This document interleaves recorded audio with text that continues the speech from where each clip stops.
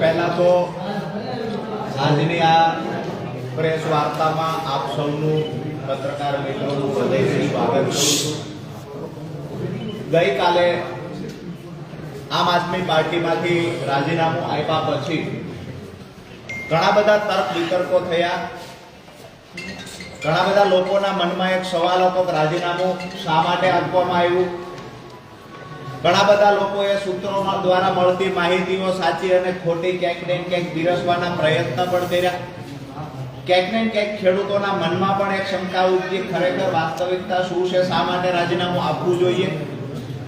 તો આજે પ્રેસ વાર્તાના માધ્યમથી આપ સૌના માધ્યમથી ગુજરાતના તમામ ખેડૂતો સુધી રાજીનામાના કારણો પહોંચાડવાના પ્રયત્ન કરવાના ભાગરૂપે આજે આપણે મળ્યા છીએ। खास करीने जेलवास दरमियान आम तो हूँ जયારે जेल में હતો ત્યારે ઘણી બધી પોઝિટિવ નેગેટિવ તમામ પ્રકારની વાતો અંદર અને બહાર થઈ છે। ક્યાંક ને ક્યાંક મૂળમાં જઈએ તો રાજુ કરપડાની શરૂઆત ક્યારથી થઈ तो 2017-18 थी खेडूत एकता मंचना बेनर नीचे मैं जाहिर जीवन की शुरुआत करेली त्यारथी खेडूतोना मुद्दे लड़वानुं चालू करेलुं। 2021-22 में आम आदमी पार्टी में जॉइन थयो त्या पण खेडूतोना मुद्दे ज हूँ लड़ीश आवी शरतथी जॉइन थयेलो। 2025 ना एंड सुधी एटले के हळदરની घटना सुधी आम आदमी पार्टी में पण रहीने ખેડૂતો માટે મેં કામ કરવાના તમામ પ્રયત્ન કર્યા। આ સમયગાળા દરમિયાન ક્યાંક ને ક્યાંક જ્યારે હું બિન રાજકીય રીતે ખેડૂતો માટે અવાજ ઉઠાવતો ત્યારે પણ ખેડૂતોને પાક નુકસાનનું વળતર અપાવવામાં, જમીન સંપાદન થતી હોય તો યોગ્ય વળતર અપાવવામાં, હાઈ ટેન્શન લાઈન નીકળતી હોય તો એના માટે પણ લડાઈ લડ્યા। કચ્છમાં પણ લડ્યા છીએ, મોરબીમાં પણ લડ્યા, હળવદના ખેડૂતોને ન્યાય અપાવવા માટે લડ્યા, સુરેન્દ્રનગરના ખેડૂતોને 2018 થી 25 સુધીમાં પાક નુકસાનનું વળતર 5 વખત અપાવવામાં સફળતા મેળવી। મૂળી તાલુકામાં સિંચાઈનું પાણી સ્કાવરવાલ ખોલાવવા માટે સતત સંઘર્ષ કરી અને 3 વર્ષના અંતે સ્કાવરવાલ ખોલાવવામાં સફળતા મળી, જેના કારણે દર વર્ષે અત્યારે તળાવો ભરાય છે। આ વાત એટલા માટે હું કરી રહ્યો છું કે હું જ્યારે કોઈ પોલિટિકલ પાર્ટી સાથે નહોતો જોડાયેલો ત્યારે પણ ખેડૂતો માટે અવાજ ઉઠાવતો, ત્યારે પણ ખેડૂતો મારી સાથે જોડાયેલા હતા। હું આમ આદમી પાર્ટીને મજબૂત બનાવવા માટે ક્યાંક ને ક્યાંક મને જે થયું કે કોઈ પાર્ટી સાથે હશું તો આથી પણ મજબૂતાઈથી લડાઈ લડી શકાશે, એટલા માટે આમ આદમી પાર્ટી સાથે હું 2022 માં જોડાયો। પરંતુ 5 વર્ષના સંઘર્ષ પછી છેલ્લે જ્યારે હળદરની ઘટના ઘટી તો મને થયું કે ખરેખર દિવાળીએ ખેડૂતો, નવા વર્ષમાં જે ખેડૂતો જેલમાં હતા, ખેડૂતોની સાથે હું પણ જેલમાં હતો, કરદા પ્રથા નાબૂદ કરાવવાની લડાઈ, ક્યાંક ને ક્યાંક લડાઈમાં સફળતા મળી, પણ દુઃખ એ વાતનું થયું કે જો રાજુ કરપડા કોઈ પાર્ટી સાથે જોડાયેલો ન હોત, જો રાજુ કરપડા બિન રાજકીય રીતે આ લડાઈ લડ્યો હોત તો કદાચ 307 જેવી કલમ અંતર્ગત ગુનો દાખલ ન થયો હોત। ક્યાંક ને ક્યાંક મને એવું દેખાણું કે બે પાર્ટીઓની રાજકીય લડાઈમાં અમારા ખેડૂતો ભોગ બન્યા। દુઃખ ત્યારે થયું કે જ્યારે ખેડૂતો અંદર હતા, 68 ખેડૂતો જેલમાં હતા, એનો પરિવાર ખેડૂતોની રાહ જોતો। મને ખેડૂતો જ્યારે પૂછે કે રાજુભાઈ જામીન ક્યારે મળશે, ક્યારે અહીંથી છૂટશું, જ્યારે ખેડૂત પૂછતા ત્યારે આંખમાંથી આંસુ આવી જતા। ક્યાંક ને ક્યાંક એ દુઃખ થતું હતું કે ખોટા કેસની અંદર 3 મહિનાની બદલે 3 વર્ષ રાજુ કરપડા અંદર રહેશે તો મંજૂર છે, પણ જે ખેડૂતોએ ક્યારે પોલીસ સ્ટેશન નહોતું જોયું એ ખેડૂતોએ જેલમાં જવું પડ્યું, અને એ ખેડૂતોની પાછળ જે મહેનત કરવાની વાત હતી, એ ખેડૂતોને છોડાવવાની વાત હતી। તો જ્યારે આજે ઘણી બધી ગઈકાલથી હું જોઉં છું મીડિયા સામે આવીને સાફ સફાઈની વાતો આમ આદમી પાર્ટી દ્વારા પણ થઈ રહી છે। મારું સ્પષ્ટ રાજીનામું આપતી વખતે એક વાત હતી કે જે મોઢેથી પાંદ ચાવ્યા છે એ મોઢે કોલસો નથી ચાવવો। જે પાર્ટીને મજબૂત બનાવવા માટે થઈ અને ક્યાંક ને ક્યાંક મેં મારા પરિવાર કરતા, બાળકો કરતા વધારે સમય આપ્યો છે પાર્ટીમાં કે આમ આદમી પાર્ટીને મજબૂત બનાવી શકાય। આપ સૌએ અને ગુજરાતની જનતાએ જોયું છે કે વિસાવદરની ચૂંટણીમાં ગોપાલભાઈને જીતાડવા માટે હું પોતે ઉમેદવાર હોય એવી રીતે રાત દિવસ મહેનત કરી અને જીતાડવાના પ્રયત્ન કર્યા. જ્યાં સુધી પાર્ટી સાથે રહ્યો ત્યાં સુધી વફાદારીથી રહી અને પરિવાર કરતા વિશેષ મહત્વ આપીને પાર્ટીને મોટી બનાવવાના પ્રયત્ન થયા.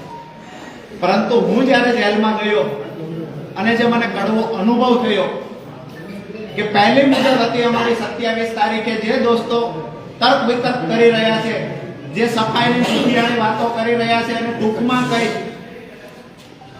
કે 27 તારીખ 27/10/2025 ના રોજ પહેલું 12 ખેડૂતોના જામીન મૂકવામાં આવેલા. એનું પહેલું હિયરિંગ હતું 27/10/2025. વકીલો દ્વારા પાર્ટી દ્વારા વાતો કરવામાં આવતી કે હાઈકોર્ટના સારામાં સારા વકીલ હાજર રાખવામાં આવશે, ચિંતા ન કરતા. જેલની અંદર રહેલા ખેડૂતોને હું કહેતો તો તમે આવતીકાલે છૂટી જશો, ચિંતા ન કરતા, આપણા સારામાં સારા વકીલો આવવાના છે. મને 27 તારીખે ખબર પડી કે પાર્ટી તરફથી સિંગલ વકીલ ત્યાં હાજર નથી રહ્યો. એકદમ નાના વકીલે દલીલ કરી છે અને ખેડૂતોના જામીન નામંજૂર થયા છે. ખેડૂતોએ જ્યારે મને પૂછ્યું પાર્ટી તરફથી વકીલ હાજર હતો, હું ખેડૂતોને જવાબ નથી આપી શક્યો. એનાથી આગળ વાત કરીએ કે જ્યારે ભાવનગર વાળો કેસ અમારા પર થયો, ક્યાંક ને ક્યાંક રાજુ કરપડાને જેલમાંથી બહાર કઢાવવાની જગ્યાએ પ્રદેશમાં રહેલા એક બે વ્યક્તિએ રાજુ કરપડાને વધારે સમય ફસાવવાના પ્રયત્ન કર્યા છે. મને ફસાવે એનાથી મને કોઈ દુઃખ નહોતું, અફસોસ નહોતો. કદાચ હું એમનો હરીફ બનીશ ભવિષ્યમાં, આવું સમજીને ફસાવવાના પ્રયત્ન થયા. પરંતુ મારા ખેડૂતોને પણ મારો ગુસ્સો રાખીને, ખેડૂતોને પણ જેલમાં રાખીને, ખેડૂતો સાથે ક્યાંક ને ક્યાંક ગેમ થઈ હોય આવું જ્યારે દેખાણું, ત્યારે જેલમાં બેઠા બેઠા નિર્ણય કર્યો હતો કે આવનાર સમયમાં જે પણ કાંઈ થશે એ બિન રાજકીય રીતે મારાથી થશે એટલું કરીશું. અને જ્યારે પણ કોઈ એવું કહે છે કે ખેડૂતોનું અમે આ સારું કામ કરીએ છીએ, તો કોઈ પણ પાર્ટીના લોકો સારું કામ કરતા હશે, પછી સત્તામાં રહેલા લોકો હોય કે વિપક્ષમાં રહેલા લોકો સારું કામ કરશે, તો એના જાહેર મંચ પરથી વખાણ કરીશું. મહત્વની વાત એ છે કે મારો વિડીયો જે મારી પર ભાવનગરમાં બીજો કેસ થયો, આ વિડીયો અમારી પાર્ટીના મહામંત્રીને માત્ર મેં આપેલો, ત્યારે કહેલું હાજર થતા પહેલા કે આ વિડીયો 31 તારીખે ચલાવવાનો છે, એવી રીતે મારી પાસે માંગવામાં આવેલો. આજે હું એટલા માટે આ સફાઈ આપું છું કે સવાલો ઘણા બધા થાય છે પાર્ટી તરફથી. ગઈકાલથી ક્યાંક ને ક્યાંક મારા માટે નેગેટિવ ચલાવવાના પ્રયત્ન થાય છે. હું આજ પણ કહું છું કે હું મૂંગો બેઠો છું એટલું સારું છે. જો મારી જીભ ખુલશે, મારું મોઢું ખુલશે, તો લોકોને જવાબ દેવાના લાયક તમે લોકો નહીં. કારણ કે જે પણ મેં જેલમાં અનુભવ્યું એની સાથે સાથે જે પણ પાછળથી જે ગેમ થઈ છે એ ખરેખર ક્યારેય સ્વીકારી ન શકાય. પોતાના લોકો પાસે અપેક્ષા ન હોય એવી ગેમો થઈ છે પાછળથી. મેં જે વિડીયો આપ્યો હતો એ વિડીયો 31 તારીખે ચલાવવાનો હતો. એમાં પણ કાંઈ ભૂલો હોય તો એને એડિટ કરીને ચલાવવાનો હતો. એની જગ્યાએ 29 તારીખે વિડીયો રિલીઝ થઈ જાય છે, વાયરલ થઈ જાય છે. એ વિડીયો અંતર્ગત મારી પર ભાવનગરમાં ગુનો દાખલ થાય છે. એ ગુનો દાખલ થયા પછી મને 11/11/2025 ભાવનગર લઈ જવામાં આવે છે. ત્યાર પછી બીજા દિવસે મારા પરિવારને કહેવામાં આવે છે કે ગુનામાં જામીન મળી ગયા છે. હું સતત વારંવાર કહેતો રહું છું મને જામીન મળી ગયા હોય તો અહીંયા બીડો જમા કરાવો.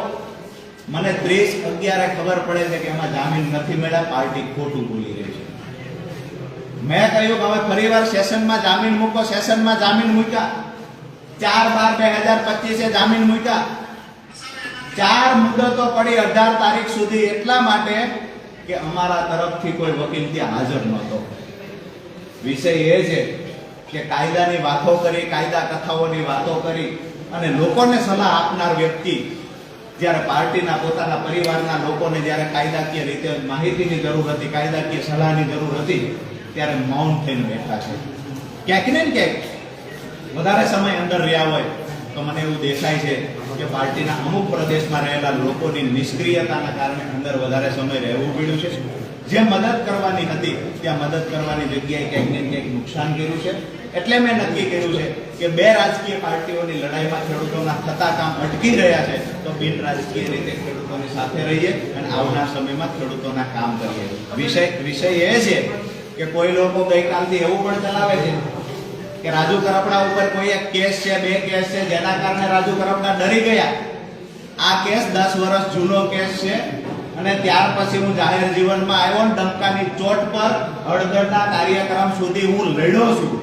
ક્યારેય મારા ચહેરા ઉપર કોઈ કેસનો ડર દેખાયો નથી અને જેલનો ડર નહોતો રાજુ કરપડાને પહેલા, નહોતો આવનાર સમયમાં. હું આજે પણ કહું છું કે જ્યારે ખેડૂતો પર અન્યાય થશે તો બિન રાજકીય રીતે આંદોલન રાજુ કરપડા કરશે.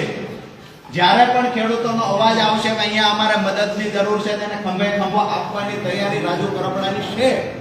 અને જે લોકોને ડર હતો કે આંદોલન દરમિયાન કેસ થશે, એ લોકો તો હળદરથી આવવાથી દૂર